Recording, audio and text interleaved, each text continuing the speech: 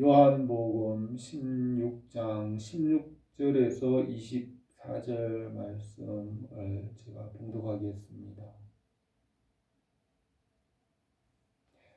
조금 있으면 너희가 나를 보지 못하겠고 또 조금 있으면 나를 보리라 하시니, 제자 중에 서로 말하되 우리에게 말씀하신 바 조금 있으면 나를 보지 못하겠고 조금 있으면 나를 보리라 하시며 또 우리가 아버지께로 감이라 하신 것이 무슨 말씀이냐 하고, 또 말하되 조금 있으면이라 하신 말씀이 무슨 말씀이냐, 무엇을 말씀하시는지 알지 못하노라 하거늘, 예수께서 그 묻고자 함을 아시고 이르시되 내 말이 조금 있으면 나를 보지 못하겠고 또 조금 있으면 나를 보리라 함으로 서로 문의하느냐.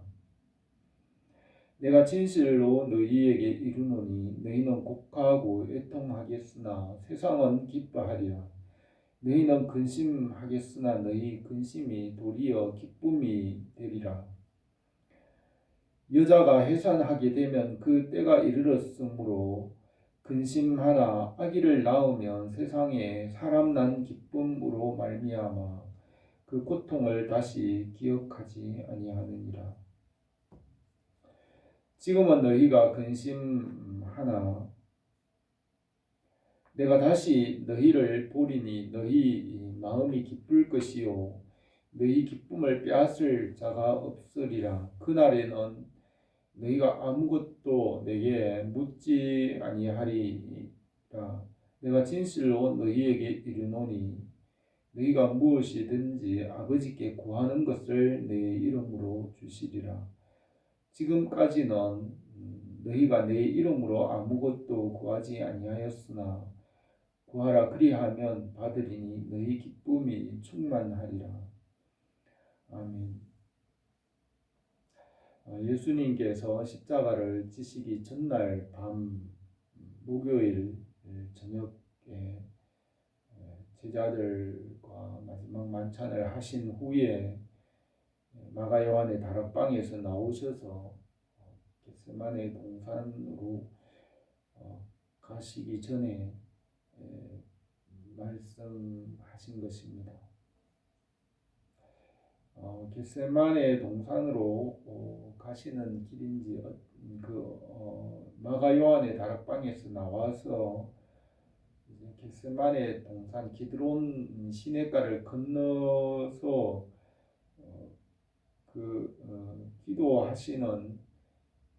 기도하시는 곳은 가룟 유다도 아는 곳인데, 습관적으로 예수님께서 예루살렘에 계실 때는 항상 밤에는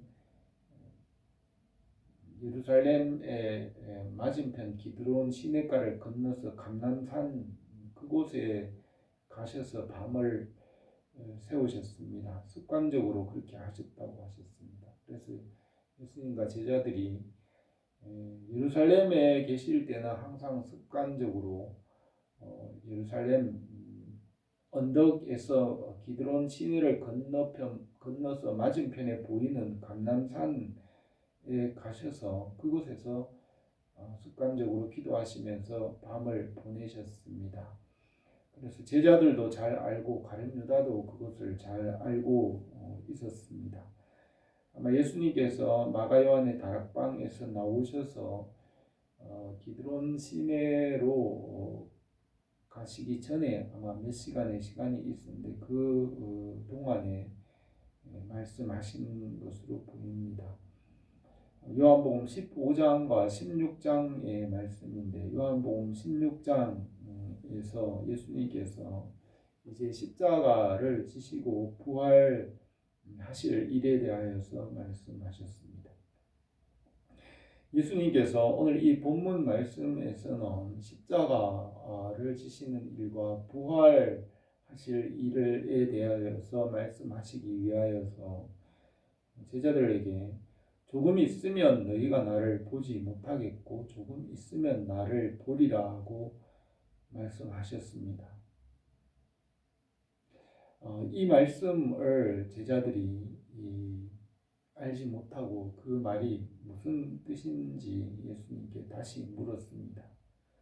제자 중 서로 말하되 우리에게 말씀하신 바 조금 있으면 나를 보지 못하겠고 또 조금 있으면 나를 보리라 하시며 또 내가 아버지께로 감이라 하신 것이 무슨 말씀이냐 하고 또 말하되 조금 있으면이라 하신 말씀이 무슨 말씀이냐 무엇을 말씀하시는지 알지 못하노라고 하였습니다.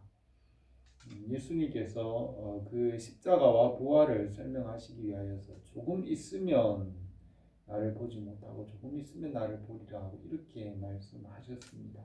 그래서 제자들이 서로 말하기를 조금 있으면 이 무슨 뜻이냐고 서로 말하다가 예수님께 직접 와서 물었습니다. 조금 있으면이라 하신 말씀이 무슨 뜻인지 무슨 말인지 알 수 없노라고 하셨습니다.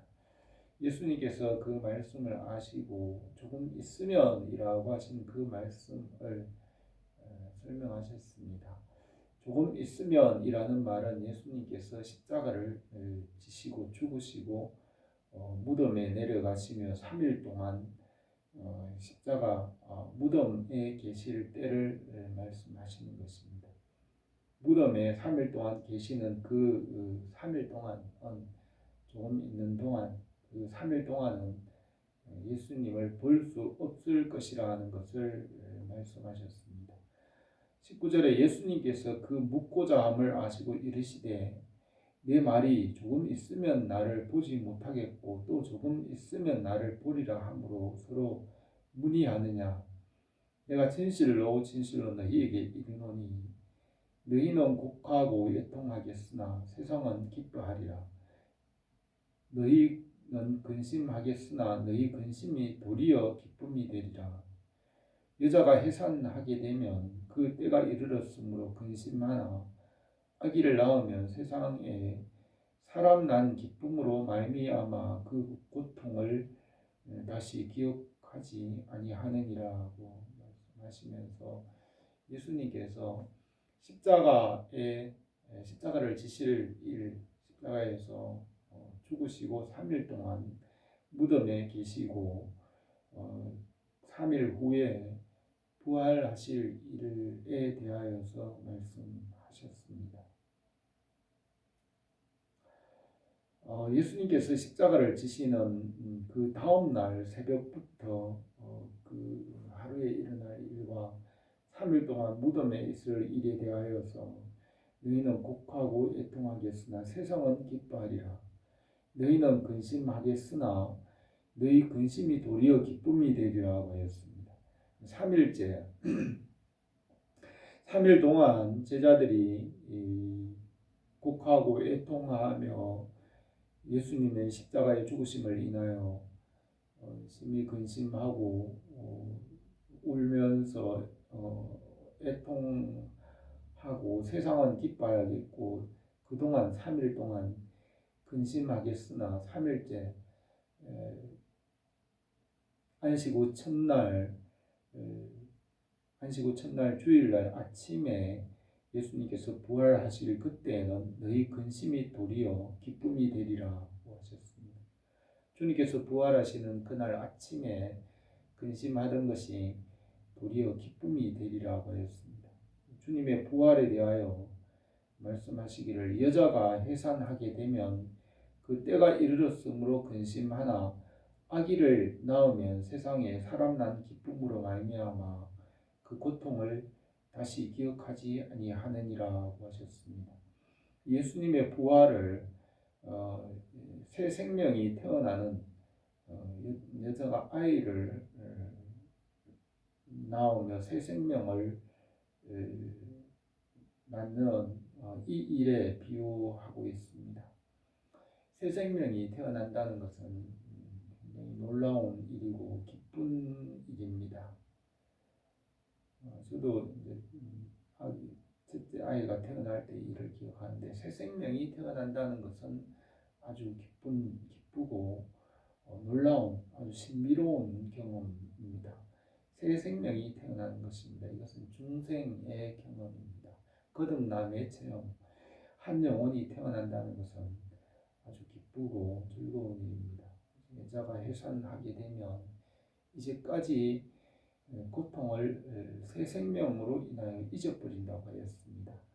우리가 전도해가지고 한 영혼을 구원하기 위해서 많은 노력을 하고 수고를 하다가 그 영혼이 거듭나고 중생하여서 새 생명으로 성장하고 자라면 이전에 힘들던 것을 잊어버리는 것과 같은 것인데 예수님의 부활을 거기에 비유를 하고 있습니다.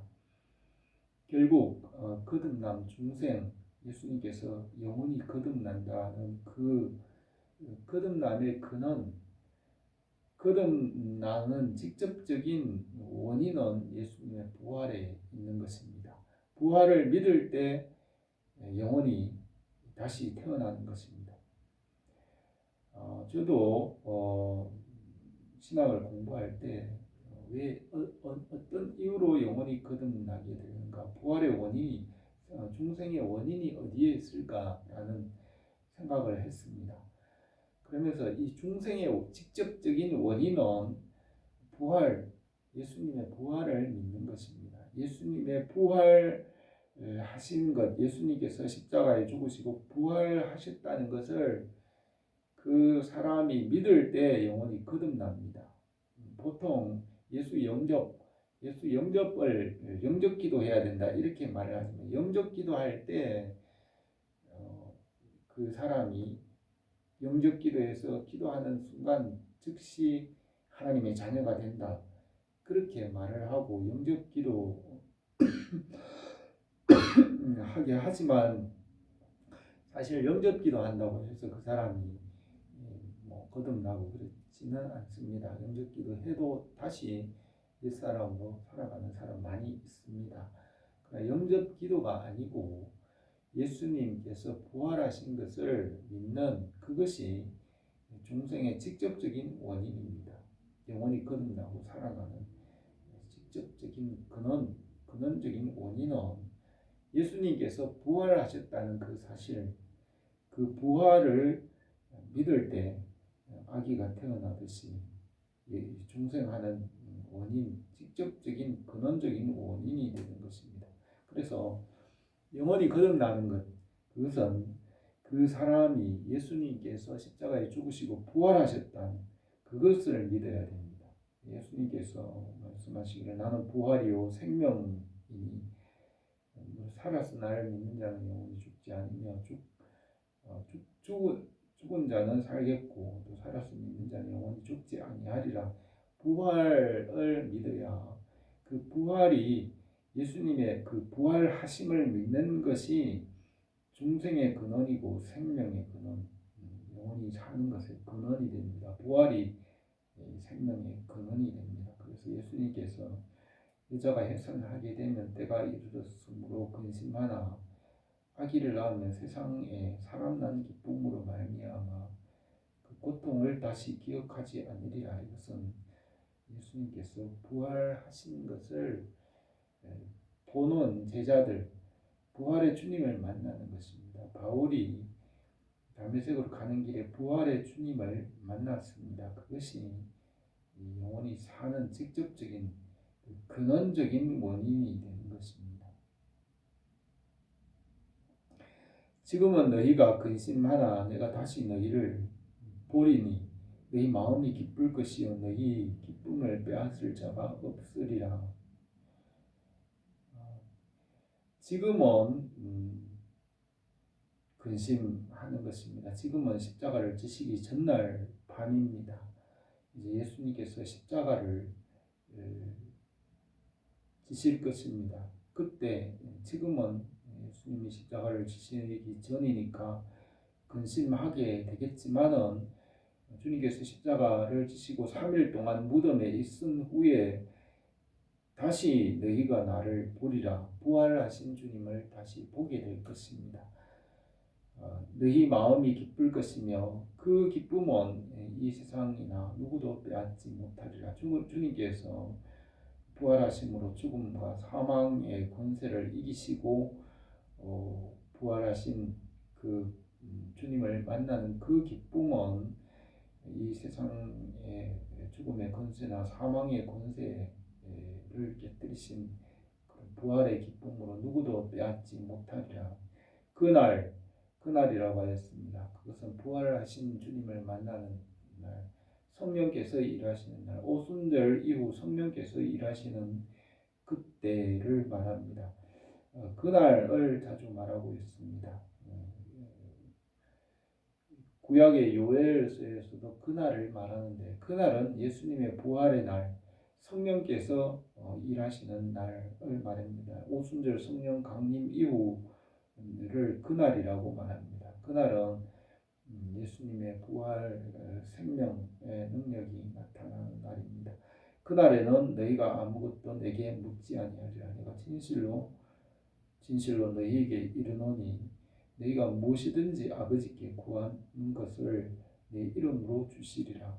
지금까지는 너희가 내 이름으로 아무것도 구하지 아니하였으나 구하라 그리하면 받으리니 너희 기쁨이 충만하리라.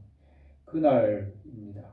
그날에는 요엘 선지자가 말한 것 같이 마지막 때 내 영을 모든 육체에 성령을 모든 육체에 부어주리라. 성령께서 임하시는 날인데 예수님께서 부활하시고 하늘로 올라가신 후에 예수님께서 부활하신 주님께서 성령으로 오시는 그 날입니다. 성령님은 부활의 주님과 거의 동일하게 사용될 수 있습니다. 성령님은 부활의 주님으로 볼 수 있습니다. 부활하신 주님의 그 능력과 권세, 사망 권세를 이기신 그 부활하신 주님의 능력과 권세, 생명의 능력, 그것이 나타나는 것이 성령의 능력입니다. 성령의 능력은 부활의 능력으로 볼 수가 있습니다. 그 예수님께서 부활하신 그 능력이 부활하신 생명, 사망 권세를 이기신 그 능력이 그것이 능력으로 나타나는 것이 성령이라고 볼 수 있습니다. 그래서 성령의 능력은 부활하신 주님의 은혜와 능력, 그 생명력, 부활하신 그 부활의 생명력과 능력, 그것이 성령의 역사로 볼 수 있습니다. 그래서 성령의 역사는 부활하신 주님의 역사와 거의 동일하다고 볼 수 있습니다. 그때가 그날입니다. 그때가 이제 구원의 날, 그날 예수님 오순절 성령 강림 이후로부터 주님께서 다시 오시는 날을 말하는데 그날은 이제 마지막 때를 말합니다. 만물의 마지막 때가 가까웠으니라고 하는데 성령의 때, 교회 시대 부활하신 이후에 마지막 때를 말하는 것입니다. 지금 이 그날이라고 할 수 있습니다. 성령께서 역사하시는 때입니다. 예수님께서 십자가를 지시기 전날 밤에 예수님께서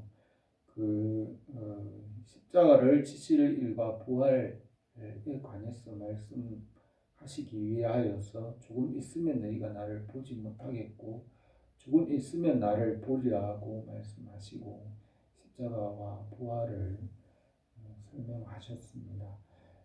우리에게 부활의 생명과 능력, 성령의 능력이 항상 우리에게 있기를 바랍니다. 기도드리겠습니다.